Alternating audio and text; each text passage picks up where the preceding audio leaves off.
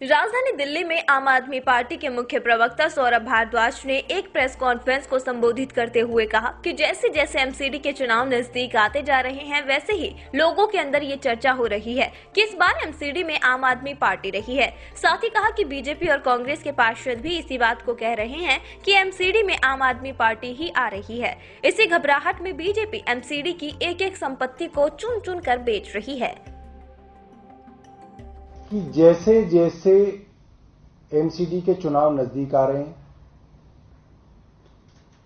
लोगों के अंदर एक बिल्कुल आम चर्चा है कि इस बार दिल्ली के अंदर एमसीडी में आम आदमी पार्टी आ रही है और भाजपा के पार्षद, कांग्रेस के पार्षद, सभी लोग ये बात कह रहे हैं कि अब आम आदमी पार्टी जो है दिल्ली की एमसीडी में आएगी।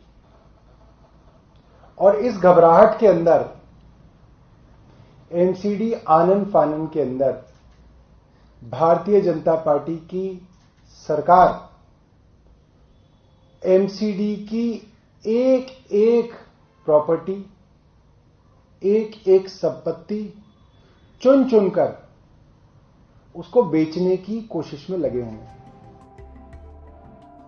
सौरभ भारद्वाज ने तंज कसते हुए कहा कि बीजेपी के एमसीडी की स्टैंडिंग कमेटी की 24 नवंबर को होने वाली बैठक में लूट का एजेंडा लाया जा रहा है। बीजेपी के एमसीडी के 125 सामुदायिक भवनों और 37 फिजिकल सेंटर समेत जिम, खेल complex, senior citizen recreation centre, working women hostel को निजी हाथों में दिया जा रहा है। जब उनसे पूछा जाता है कि कहते हैं कि बेच नहीं रहे हैं, केवल 99 साल के लिए किराए पर दे रहे हैं। इस बार दिल्ली के अंदर जो चीज लुट रही है वो है करीब 125 कम्युनिटी सेंटर्स, 125 सामुदायिक भवन,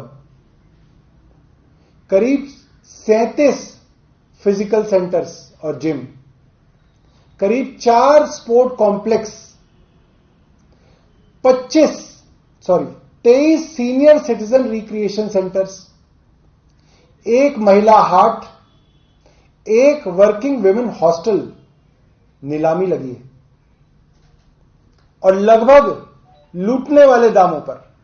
अब एमसीडी ये कह रही है कि इन सभी 125 सामुदायिक केंद्रों को, फिजिकल सेंटर्स को, रिक्रिएशन सेंटर्स को हम लोग प्राइवेट ट्रस्ट हो, एनजीओ हो, कंपनी हो, सोसाइटी हो, कॉरपोरेशन हो, इनको दे देंगे। आप कहोगे बेच रहे हैं तो ये कहेंगे नहीं, सिर्फ 99 साल के लिए दे रहे हैं। भारद्वाज ने कहा कि सभी को पता होगा कि डीडीए में भी मकान दिया जाता है तो वो भी 99 साल के लिए लीज पर मिलता है, जिसके बाद फ्री ऑफ होल्ड हो जाता है। लेकिन 99 साल तक कौन जीवित रहता है?